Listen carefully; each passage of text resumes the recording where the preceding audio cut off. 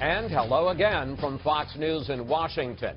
We'll have our in-depth interview with Donald Trump in a moment. But first, a new Fox poll which finds there's a tight battle for the lead in Iowa. Among likely caucus goers, Senator Ted Cruz now stands at 28% and Trump at 26%, within the poll's margin of error. Marco Rubio and Dr. Ben Carson are the only other candidates in double digits. But when the results are narrowed to Republicans who say they will definitely attend the caucuses, Cruz's lead over Trump expands to 7 points, 32% to 25%. Still, when Iowa Republicans are asked who's most likely to beat Hillary Clinton, 32% say Trump, far more than pick Cruz or Rubio. On Friday, I sat down with Trump at Trump Tower in New York City to discuss his campaign and his explosive call to ban Muslims from coming to the U.S.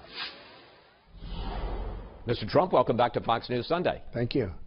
Top Republicans met in Washington this week and discussed the possibility of a brokered convention to block you from being the GOP nominee. Your reaction to the idea that members of the establishment, some members, are talking about trying to stop you? Well, I think they're making a big mistake, number one. I think I'm going to be the one that beats Hillary. The Fox poll, your own poll, came out and said I beat Hillary rather easily. And I think they are kidding themselves. I'm leading in virtually every state. I'm leading in Iowa, although a Des Moines Register does a poll, and I'm sure that'll be negative when they announce their poll. But when you say that they're kidding themselves, meaning what? They're kidding themselves. I'm going to win. I think I'm going to win. You know, I'm not one of these other guys that goes down.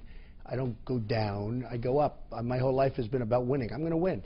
You say that you may break your pledge and run as an independent if the party doesn't treat you fairly. When you hear about leaders talking about a brokered convention, when you hear about the New York GOP, some people saying, let's throw them out, do you have a warning for GOP leaders? Look, I understand what they're going through. I wasn't supposed to be here. I was a member of the establishment 7 months ago. I gave $350,000 to the Republican Governors Association. I'm not supposed to be doing this. You see, I'm supposed to be on the other side writing checks and having people do whatever I want. So what do you say to the puppets, Republican like leaders? Puppets. I say, folks, you know, I'm sorry I did this to you, but you got to get used to it. It's one of those little problems in life. Now, I'll see whether or not I'm being treated fairly. I want to run as a Republican. I'm a conservative guy. I have great ideas. I'm going to make our country great again. I'm going to make it great again. It's a mess. Right now, our country is a mess. So I think they're going to be very happy. I think if I win, in 2 years after I win, I think we're going to have the happiest people in the world. Okay? But I understand, Chris, I understand where they're coming from. This wasn't supposed to happen.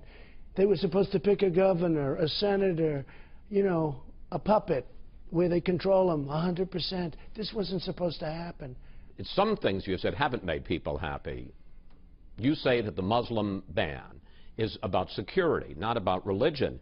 But you would block all foreign Muslims. That's 1.5, let me just finish, Okay, go ahead. 1.5 billion people from coming into this country. Are you saying that all of them are potential security threats? We have people flying airplanes into World Trade Centers.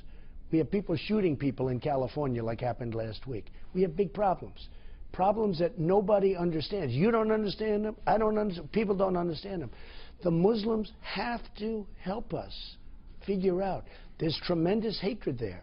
There's tremendous hatred. But where it comes from, I don't know. I think here's the point, Mr. Trump. I think people would understand it if you were basing it on countries, saying, you know, don't let people in from Syria or Libya, war areas. But well, I've done that also. But there are 200 million Muslims in Indonesia. I've done that also. There's a Canadian businessman who's a Muslim. Are you saying they can't come in? There's a sickness. There's sick people. There's a sickness going on. There is a group of people that is very sick, and we have to figure out the answer. And the Muslims can help us figure out the answer. Here's what Speaker of the House Paul Ryan said this week. This is not conservatism. What was proposed yesterday is not what this party stands for, and more importantly, it's not what this country stands for. Ryan says you would violate the constitutional guarantee of freedom of religion. Look, I like Paul Ryan.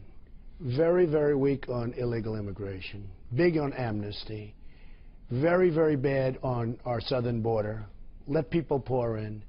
It's not the kind of thinking we need. We need stronger thinking than that. And I like him. He's a nice person. But we need stronger thinking than that. I want the Muslims to help me. I knew there'd be a storm. I'm a very smart person. I knew there'd be a storm. But we need the Muslims to help us figure it out. This week, you've been called a bigot, a fascist, a demagogue. I looked up the word demagogue in the dictionary, and it says someone, a public official who seeks support based on appealing to people's fear and prejudice. Not me. Is that what you're doing? No, it's the opposite. It's called Make America Great Again. It's the opposite. I want to make our country safe. In fact, I'm going to add to it. Make America great again. Make America safe again. It's not safe.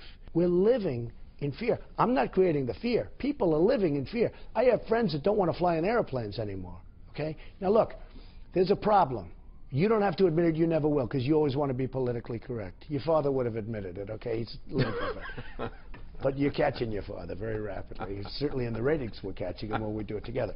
But look, there's a fear out there. Let's talk practically about how your plan would work. Someone wants to come to the U.S. How do you find out if they're Muslim? Do you ask them? No, you do more than that. You have a surveillance system, and you check things, and you have papers, and you have documents, and you go through a process, which we don't do very well right now. Do you know that in Syria, I hear they're making false passports, and I have heard that ISIS, and I'm pretty good at this stuff, Chris, in Syria, right now, there are people that are making false passports for the migrants, and it's ISIS making the passports, okay?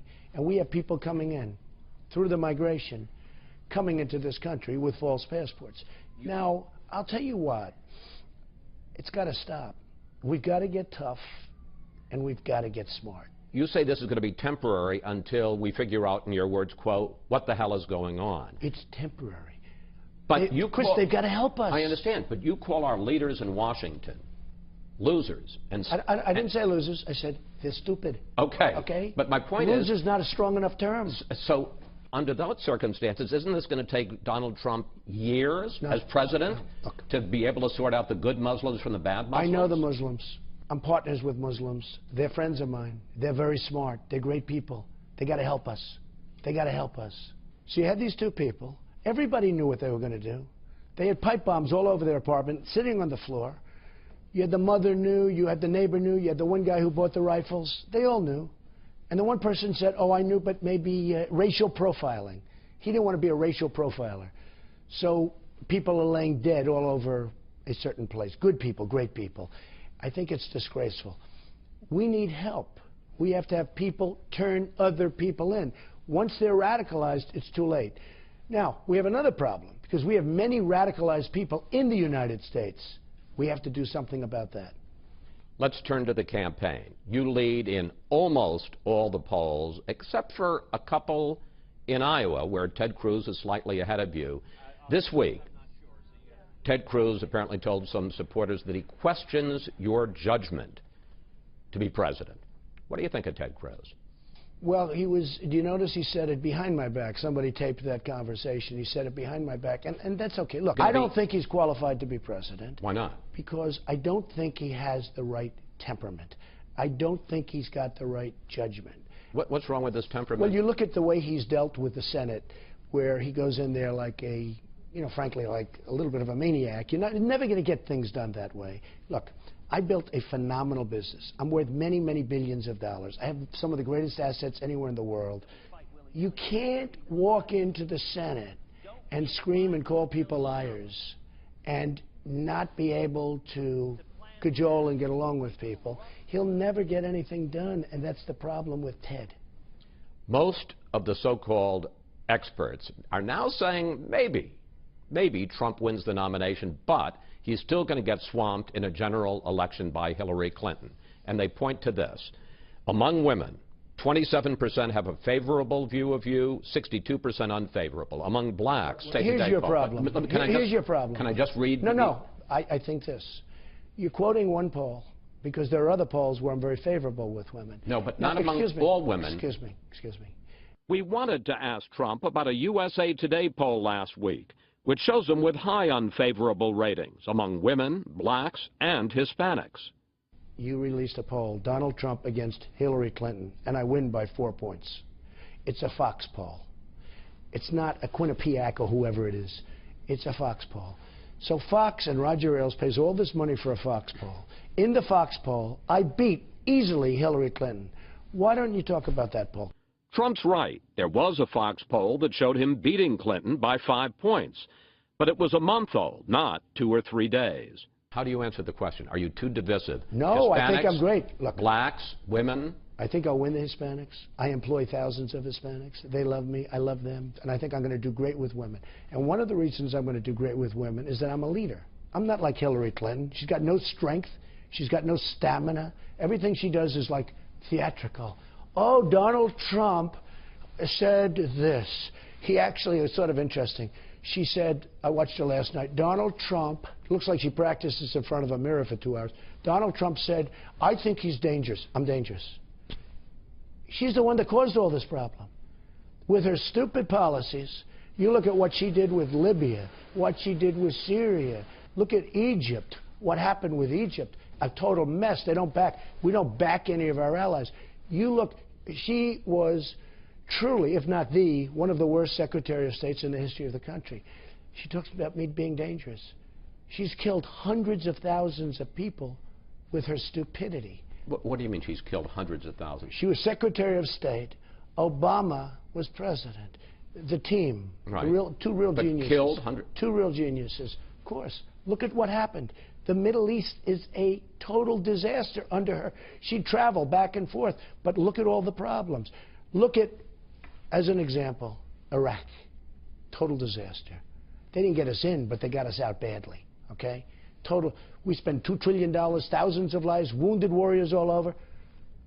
Look at Libya. Look at Benghazi, our ambassador. He wired her 500 or 600 times asking for help. She'll take her friend's call every time. Hillary Clinton doesn't have the judgment. She doesn't have the strength or the stamina to be president. She will be a terrible president. And I think I'll win. Finally, let's talk money. Should congressional Republicans put policy riders in a bill to keep the government funded? And if so, what issues are worth risking a government shutdown? If we had leadership, you wouldn't have to talk about a shutdown. And one of the things I'm so disappointed with the Republicans is that we have a budget, and then they go to sleep for 2 years. They don't do anything. And they start talking about it just before the budget comes up. It doesn't work that way. Are there policy issues that you would shut down the government over? I don't want to say, and I'll tell you why I don't want to say. There are certain things that we can talk about, but I don't want to say, because they have to think of us as unpredictable. Let me tell you, Boehner said, we will never, ever shut down the government. What happened? He gave away all his cards by saying that. In other words, he gave Obama all of his cards. Okay, it's fine to say that. Now Obama sat back, he got everything he wanted. So I don't want to say what I'll do. Finally, it's called the art of the deal, in all fairness. I mean, nobody in our government understands the art of the deal. Finally, the Federal Reserve meets this week. Should they raise interest rates? And what do you think of Fed Chairman Janet Yellen? Well, she's always been known as very low interest, and as a developer, I like low interest rates. As somebody that loves our country, you're going to have to start raising them, and she should start raising them a little bit at least. Why? Look, I'm getting free money. By doing this, it's a form of printing money. And I think she's fine. She's a very low interest rate person. I think she's probably going to raise them, and if she does, it's going to be a small raise. And I don't think it's going to have much of an impact. Mr. Trump? Thank you. Thank you.